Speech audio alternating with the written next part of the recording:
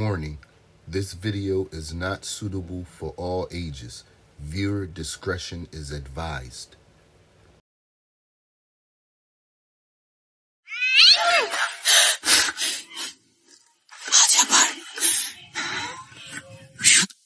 রাশেদ ভাই, না না না, আমি এই কাজ করব না। আমি যার তার কাজ করি না। আমি সেই জায়গাতেই যাই যেই জায়গায় আমাকে প্রয়োজন। তোর পরিবার বা তোর বোনের সুস্থতার উসিলা হবার নির্দেশ যদি আমি পাই, তবেই আমি যাব কাজ করতে। আমার কাছে কেউ আসে না। আমি নিজে সেখানে যাই যেখানে উসিলা হিসেবে আমাকে প্রয়োজন হয়।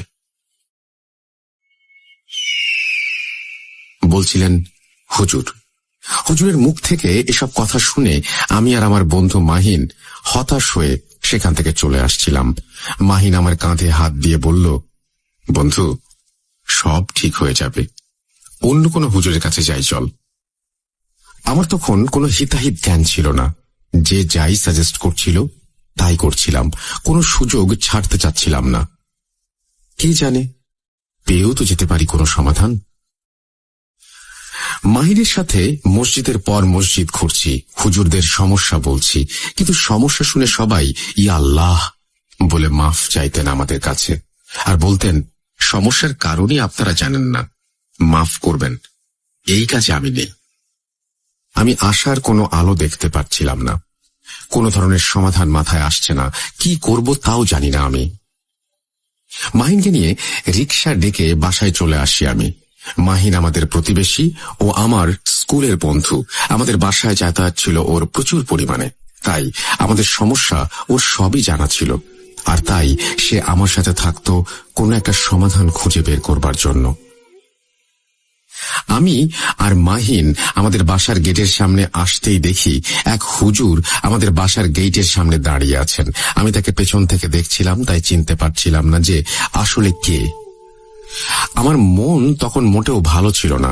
আমার পরিবারের সাথে যা যা হচ্ছে সেগুলোর জন্য মনে অনেক রাগও ছিল, তাই ভাবছিলাম যে কোনো শয়তান হুজুর হয়তো এসে দেখছে আমার পরিবারের অবস্থা আর মনে মনে হাসছে।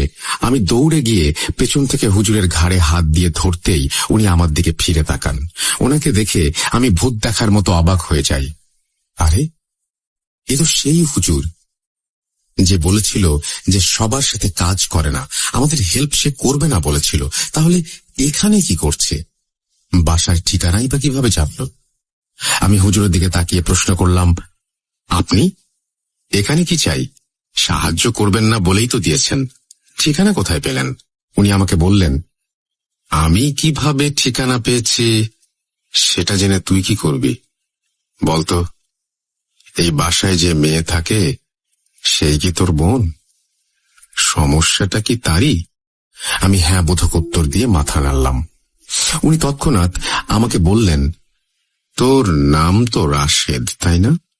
আচ্ছা শোন, আমি আগামী 5 দিন পর তোদের বাসায় আসব।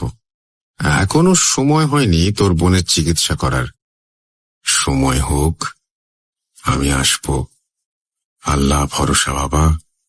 এই বলে উনি মাহিনের দিকে তাকান আর এরপর চলে যান সেখান থেকে। আমি ওনাকে পেছন থেকে ডাকতে থাকি, আরে হুজুর, হুজুর কোথায় যান? 5 দিন পর কেন আসবেন? আরে ভণ্ড নাকি, টাকা খাবার ধান্দা।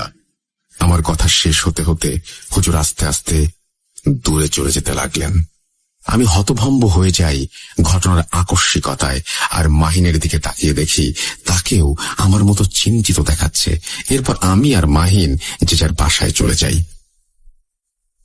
রাতের বেলা বাসায় ঢুকতেই আম্মু আব্বুর রুমে গিয়ে ওনাদের বলি যে এখনো কোনো সমাধান পাইনি।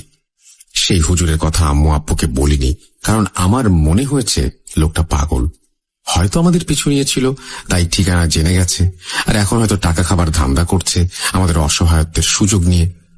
আম্মু আব্বুর সাথে কথা বলে আমি আমার